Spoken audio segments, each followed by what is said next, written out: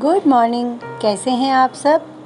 भारतीय संस्कृति में अपने पूर्वजों तथा दिवंगत माता पिता को याद कर उनके प्रति श्रद्धा के साथ जो तर्पण, दान, यज्ञ, हवन आदि किया जाता है उसे श्राद्ध कहते हैं।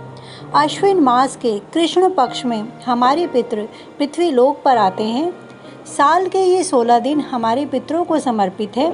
इसमें कोई भी शुभ काम वर्जित रहता है। पुराणों के अनुसार जहाँ श्राद्ध कर्म पूर्ण नहीं किया जाता उनके कुल में पितृ दोष लगता है, जिसकी वजह से संतान न होना, व्यापार में हानि, घर में कलह, मानसिक अशांति, मुकदमे, लंबी बीमारी, विवाह में बाधा जैसे कई संकटों का सामना करना पड़ता है।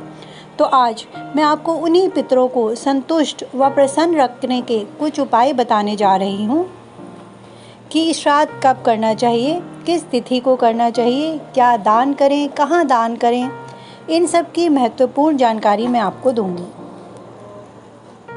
इस साल यह श्राद्ध 21 सितंबर से शुरू होकर 6 अक्टूबर तक चलेंगे, अर्थात 21 सितंबर को पहला श्राद्ध रहेगा तथा 30 सितंबर को नवमी का श्राद्ध रहेगा, जिसे मातृ नवमी के नाम से भी जाना जाता है। 6 अक्टूबर को सर्व पितृ अमावस्या है। जिसकी भी तिथि ज्ञात ना हो उसका श्राद्ध 6 अक्टूबर को किया जा सकता है। स्त्री का श्राद्ध नवमी के दिन करना चाहिए तो उनकी आत्मा को शांति मिलती है। इसमें हमें तर्पण अर्थात जल दान करना। जल दान करते समय ये ध्यान रखें कि अपने दोनों हाथों का प्रयोग करें। नंबर 2, श्राद्ध हमेशा अपने ही घर पर किया जाना चाहिए। किसी और के घर पर किए गए श्राद्ध का फल हमें नहीं मिलता, तो ये ध्यान रखें कि श्राद्ध केवल अपने ही घर पर करें।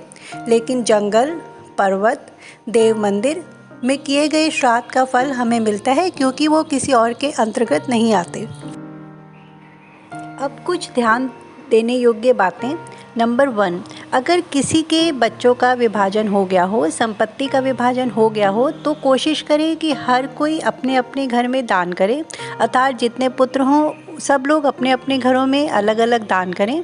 किसी और के घर में किए गए दान का फल हमें नहीं मिलता। नंबर 2, मंदिर, देवालय, नदी, तीर्थ स्थान, पर्वत, जंगल ये किसी और की भूमि में नहीं आते, अतः वहाँ पर श्राद्ध किया जा सकता है। नंबर 3, इसमें सफ़ेद तिल का प्रयोग वर्जित रहता है। नंबर 4, उस दिन किसी और के घर में भोजन ना करें। श्राद्ध में वस्त्रदान का बहुत महत्व है। यथासंभव वस्त्रदान अवश्य करें। पितरों की तृप्ति केवल ब्राह्मण भोज द्वारा होती है, तो तर्पण, भोजन, वस्त्रदान, अन्नदान, यज्ञ व हवन का प्रयोग करें, अर्थात इनके माध्यम से हम अपने पितरों की शांति के कार्य को संपन्न करते हैं। अब बात आती है समय की। इसके लिए दिन में ही श्राद्ध किया जाना चाहिए। अभिजीत मुहूर्त इसमें सर्वश्रेष्ठ रहता है।